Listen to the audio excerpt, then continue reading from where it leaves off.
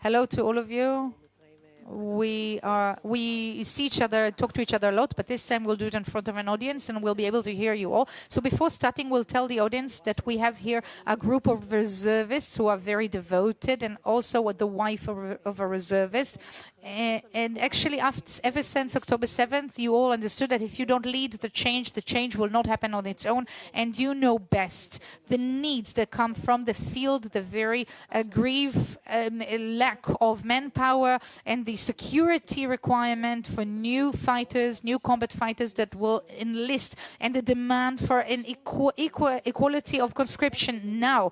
You've been doing reserves for hundreds of days. You've been pushing this forward, and even yesterday you went to the Knesset the moment you understood that there's any concern that the outline that you disagreed with is the one that will be promoted for conscription law. So we will soon hear from you personally as active reservists, but also as leaders of organizations who do something that haven't been seen before, and I think we haven't known before, active reservists who also speak at a parliamentary level and demand the Knesset to be seen and treated. And so we will soon see. We've been escorting you accompanying you for a very long time in all your actions. So we'll soon see that. And this very hard morning, after we've heard of the death of 3 more battalions from 301, soldiers from 301 battalion, and another soldier who was the third in the past 8 days to commit suicide. So I'll be happy to start with you, Eli. You are in fact a deputy brigade commander, and you know the difficulties and challenges of the fighters in the field, and you are also in charge of calling them on reserve duties and bring them over and over again with all the difficulties and challenges. And when you see what is happening today, I think this so disconnection is a soft word, it's an understatement now. How does it make you feel? First of all, we woke up to a very difficult morning. We've heard rumors last night, but this morning we heard about it, and I come from armed corps. So hearing the 3 men got burnt alive trying to save each other and rescue each other, and at the same time in the Knesset they're drinking their little macchiato coffee. They decide whether they will withdraw from the Knesset or not. Didn't you think it's appropriate to stop for 1 second, maybe for 24 hours, say we are not dealing about our seats, we will now visit the homes of those deceased and show our respect to them? So this disconnection is one of the biggest things that create the burnout for us. I remember myself on a Sunday morning hearing the news, just wanting to go back home to Gaza after I haven't seen my family for 3 months. So this is one of the most amazing days of disconnect. And regarding this panel title, we are not the ones bearing the burden. We are bearing responsibility. The word burden should be erased. This is responsibility for the safety of Israel. And the responsibility is not a burden. We want everybody to be responsible. Without responsibilities, we can't carry on leading this country. We have a responsibility that's much deeper. It's not only about soldiers to protect the borders. Our ability to have a common denominator is absolutely necessary in order to use as a leverage this disaster that happened to us and to continue Zionism for the next 70 years. It's not only about the IDF, it's also about economy, because it's education systems that cannot go on. I am a man of education. We have 4 different education systems. They all teach differently. It can't go on like this. And our cousins, the Druze, everyone have to serve not only military service but also social service as a possibility. This is the key point. This is the edge of the iceberg for our ability to survive here for 70 more years. And as high-ranking commander, you see a lot of high-ranking officers coming to the field to hear from the men what is happening, and people who recognize your voice know that you're the one who met Minister Capt, the Minister of Defense, and you enlisted to him all the different very heavy prices that you pay. What did you share with him? First of all, I was always brought up to say the truth, and this is how I raise my children, and I teach my students, and I teach my soldiers and everyone under my command. So I think that in the military discourse, and mostly in reserve duty, the truth is quite out there. And in a closed forum, I can tell you that he listened. I give him credit for listening. At the end of the day, our feeling is that we are fighting incessantly. We are sacrificing very great personal prices just to tell you, next week, my son's bar mitzvah, my wife is the one teaching him how to sing the parasha. He says to me, he's angry. He says, it's your job to do it. And I'm not there.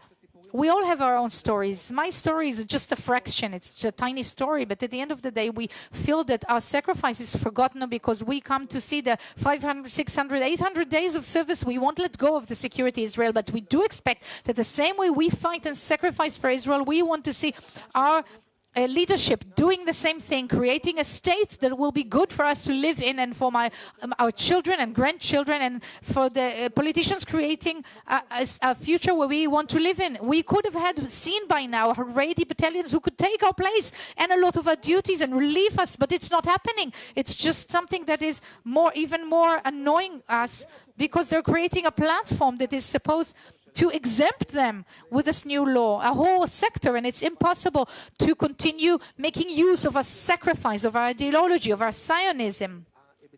For these narrow political aspects, this is unforgivable. Absolutely, absolutely. It's an important thing to say. Thank you for saying it. And speaking of personal prices, we will soon also hear from Tom and Aviv. I need to maybe remind you that you are trying to finish your degree in the university. We have Yonatan here. In fact, you are no longer a soldier, and then you became a civilian, and 1 second after that, you already became a reserve soldier. Because now there's a new command that says that people who are no longer in the army, the army is now able to bring them back for 4 more months. And so all in all, we will end up with 4 years. So how do you deal with such news? After you've been in the Gaza Strip for so many years, for so many months, how do you even are able to deal with this?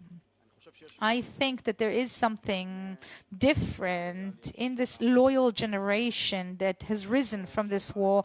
It's a generation who saw the fear, the awe of the battlefield, who bled and shed tears. It's a new kind of generation. They used to call it the TikTok generation. And I think that what is the common denominator for all of the people my age who fought alongside, shoulder to shoulder with me during these past years, we come to from different homes. We all have our different opinions. What we all share is a deep sensation of responsibility for the safety of Israel, which is why we continue coming for reserve duty time after time. I was released from my compulsory service after 6 months, and after I was released, one of my best friends was murdered in a terrorist attack. His name was Yonatan Deutsch, and he was murdered in a terrible massacre in Jordan Valley. And when he was murdered, he was different than me. He was a friend who thought differently than me, acted differently than me. He was a great combat soldier. And when he was murdered, I decided that I will need to rise and speak up, the voice for a whole generation. I am the youngest amongst this panel, and my voice is different. You are the youngest and best? Well, maybe not so. I'm humbled. But I do speak a different voice. There's a great difference between people who fought for a whole year in compulsory service, and then they leave the army, and our daily problems are different. I don't know what is to be a reservist. I know what is to be a compulsory service soldier. And when I founded Shoulder to Shoulder organization, I decided it's not the mission of my life, but it's the mission of our generation who fought in battles to save the state of Israel, to have the true dignity that it deserves to receive. I will be happy. Thank you so much, Yonatan. And I want to say one last thing. I am here thanks to my friends who have given the highest prices, some of them the most ultimate price of their lives, and which is why I am now today, thanks to them. Thank you, Yonatan. I would be happy to hear from you, Sapir. I know that you yourself have served in reserves, and your husband decided that he will not be exempted due to age as he was supposed to. And when he left on October 7th, called to the flag, you were left behind with a 2-month-old baby. And from all of this difficulty and challenge, you decide to become a founder of the Reservist Wives Forum, and you are leading this this activity and actions up to this day. I think your discourse is critical. I don't think I spoke to even one commander in the reserve duties who said that the true heroes are sitting back at home and allowing them to fight in the front lines. What would you like to share with us when it comes to the way you deal with, I mean, as someone who's also a leader of a change? October 7th caught us, as you said, off guard with our 2-month-old baby, our firstborn. My husband was called very early in the morning, and I didn't go to my reserve duty in intelligence and negotiation units who deal with negotiations for the hostages. And from that moment on, we've seen a great gap between the experience that we are going through the hardest war we've ever fought, and the feeling of responsibility is so great for our family, for our spouses, but at the same time, as women, we all come from worlds of, we have a career and managers, and some of us are reservists ourselves, and we are left behind at home feeling so lonely. And I remember this experience. Think about it, day after day, night after night, all alone with a tiny baby, or maybe with your 4 or 5 children. Every home has its own story, and this experience of slowly, I mean, at the beginning, people said, oh, bravo for what you're doing, but we are transparent. Nobody understands that we are fighting the home front. And 50 days into the war, we organized spontaneously, different women who didn't know each other before, and we understood it's not a personal story. We all have this sensation that we must do something. We must make our voices sound of the families of the reservists, and that my personal story is not personal. It's a national story of 100,000 families. And from this point, the forums voiced, and to our credit, we managed during the past 18 months or so creating dramatic changes in policy, and mostly taking care of the point of decision, that every decision making, when they think of the war and the reservists, they understand that they have a home back, and that they have a spouse and children left behind, and these people hold the home. And the difficulties we've experienced during this very long time received a lot of responses from the government, I must say. But at the end of the day, we are here, and we say that we must have more people take part of this responsibility, because our homes are very much shaken. And just to give you 2 small examples, one is our children. We have 207,000 children of reservist families in Israel. And one story about a young, sweet girl living in the city of Ra'anana. When she turned 3, after a month and a half of not seeing her father, she stopped speaking altogether. It's not just one case. This is the way things are. Our children are distressed.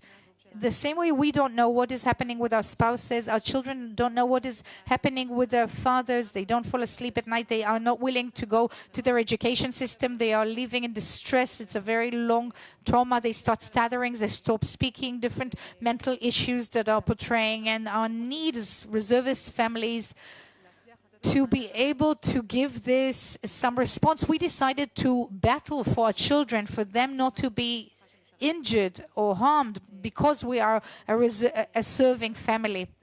And one more little story, just a minute, please, because we want to also speak about the battle that you're running. So from your own personal prices in reserves, each one of you leaving something behind, whether work, studies, home, little children asking, Mommy, where is Daddy? And she doesn't even know how to respond to that. Do you really lead some activity, some actions? You all represent organizations that represent many thousands, hundreds of thousands of people serving in the field and know best what is happening. So let's talk about the gaps that we know about, the difficulties we know about the inception of these organizations, that we know to tell you that there's a difference between your different organizations, and your perspectives are not completely, overlapping, but you are all very significantly saying that we must add more people, more populations into the service, and to take part of this privilege and of responsibility, not burden, to share this thing. We've dealt with so many things that it was interesting to also discover people who are also taking part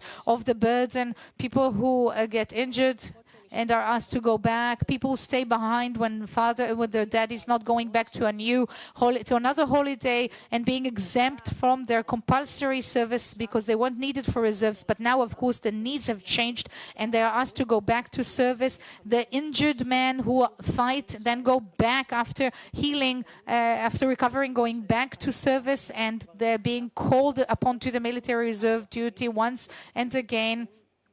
And the commanders are searching for the men that will be called upon reserve duty the next time. An endless amount of stories of people who want time after time putting themselves behind the state and are called to the flag. And I can say that your parliamentary actions it's endless. And even last night, Aviv will tell us in a minute about a one-moment decision. You all went to the Knesset and demanded to go in and stop this outline that was being promoted allegedly yesterday. And I'd be very happy to hear from you, Aviv. At what stage did you identify that one has to get up and take action? And if I may, I just want to refer to the coalition of servicemen. You talked about the difference between all of us, but let me just convey a message. Whoever is fighting the Iron Swords War and has seen with his eyes an enemy, knows what an enemy looks like, and it's not inside the home. That's very important. There are no enemies inside the home. Okay, we're here together in the same tank. We know how to identify enemies, and we can take care of enemies. There are no enemies at home. Last night, there was a bizarre event. We went to all the Knesset committees from left and from the right. We went to all the committees, the defense, security committees, and we saw how, again, they were advocating the law. And yesterday there were Haredis, and there were political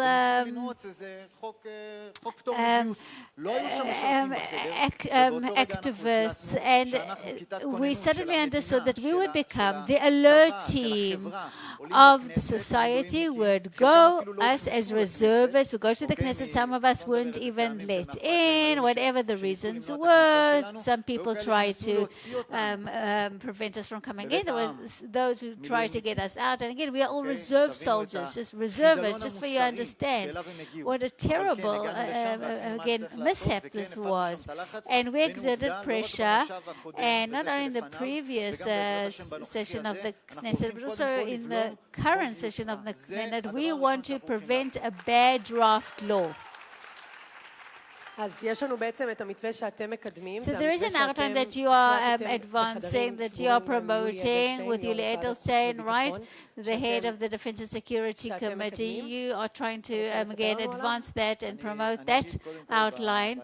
Let me just say that in terms of the outline of those serving, and we worked on it for so long. We've been working on it with all sorts of professionals, and we know exactly all the different loopholes and all those the attempts to evade certain things. We try to close up all those loopholes because we have to protect ourselves. If there's no real drafting law, there won't be good security. Now, Yonatan spoke about our generation.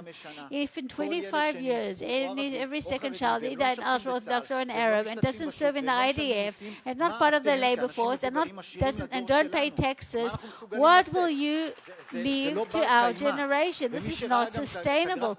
And all those who saw the graph, again, of our reservists, again, it's not going anywhere. Again, even if there's a ceasefire, we need to replace our forces. They need some refreshment. We need to take personal responsibility.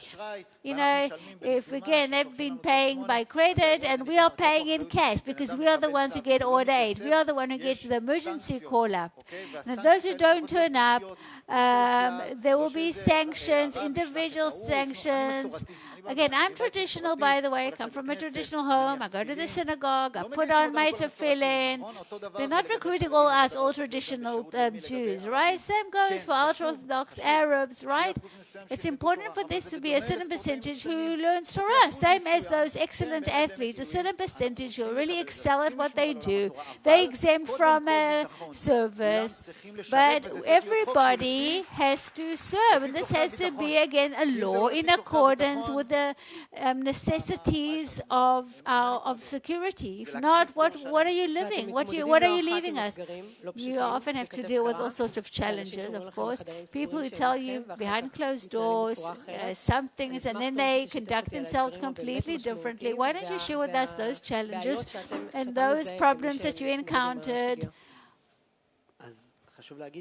It's important to say that we sat not only with, I would say, dozens of members of Knesset and ministers from the coalition especially, because mainly we discussed with, again, people from the coalition, but not only, also from the opposition, and with, again, figures from the IDF. And as far as I'm concerned, from October 7th, I actually evaluate people according to their actions, not what they say. And I judge people in the same way, whether it's Moshe Saada, who has expressed himself in a very right fashion, right-wing sort of fashion, but then threw us out.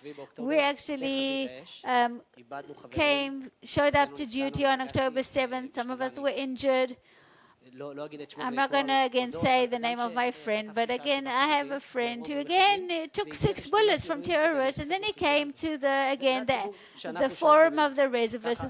This is my, again, this is the population I belong to, and our representatives, I'll talk about the IDF in just a moment, they're not willing to absorb, again, to take, again, the price anymore. Some people are just busy counting the likes on their posts and drinking some sort of cocktail. I don't know which metaphors to even use. And they're just not connected. We are in the forefront of the, in the front lines, and they are not. I can give you a whole list of the people we sat with. I think people who do not express themselves unequivocally, then I think they are responsible. There are some people who are already disappointed. We are disappointed in the IDF because the IDF are our commanders. These are the people who taught us when we were in basic training that there isn't such a thing that you don't want, and that responsibility goes all the way. It's full responsibility. And again, I was also a commander and all sorts of things. Now, if something happens, I have to take responsibility for all that happens, again, in my area, the jurisdiction I'm responsible for. And when suddenly the IDF commanders are evasive, don't give us answers, they conduct themselves unprofessionally, they're not transparent, they, keep changing courses. This is not the IDF that I'm used to, and they are completely, they dismiss the law itself. So our disappointment is to all those who, again, did not take responsibility for October 7th. And again, once again, I want to call out to the IDF because I was greatly disappointed in them. And I don't think, again, the IDF has to deal with the hot potato called enlistment. But that's what happened. Whoever, again, is responsible for this, you have to understand that we have to all bear the burden. We don't make excuses. Just like we don't make excuses when we are not called, when we called up for the 300th day, we're not willing to hear any excuses from anybody when it comes to the drafting law. It's important to understand something, though. And again, this is for the audience as well. There is a contract, again, unwritten contract between the leadership and the warriors. We will go out to fight, and you'll represent our ethics, our values, those deep Jewish values of sacrifice, of having a sense of mission. Now, this does not exist because, the generation that is fighting and that has paid those heavy prices, the same generation that's sitting here right on the stage, not only mine, we're doing something hand in hand. One day they'll rise up and they will help change and rectify this very distorted mechanism. You have to understand that. Let me just follow up on that. Let me say to the audience here as well. The security of Israel is not just the weapons and the IDF, it's also the economical echelon. It's also the leadership. We will end this war. We'll end it sometime, and then we'll have to fight the big battle for the state of Israel, for the shape it takes. Because just like you depended on us when we went to fight, you have to be with us, and you have to give us the back and give us the reign to be able to lead New Zionism. That is what is expected of everybody here and at home. Give us the reins. In a moment, we'll take the reins. We need you. Stay with us, please. I don't like sort of this old sort of these axes of left and right. Let me just say something about this drafting law, because a real drafting law will really provide real security. It has nothing to do with left and right, because if every third soldier in Judea and Samaria it didn't get the 04 training and can't do the various operations, it undermines the settlement. It has nothing to do with right and left. We truly need them, beyond our careers and our families and all of that, and our studies and our mental state. We really need a true and sincere drafting law for true security, just to give the other side of the coin. We still have hostages in Gaza, haven't seen daylight for so long, and to bring them back, we need those forces. We want to bring them back. I hope they come back quickly. We need somebody to patrol the borders, not just some, old and unit that is completely burned out. This is the event, again, from all the entire political spectrum. Let me just relate to that.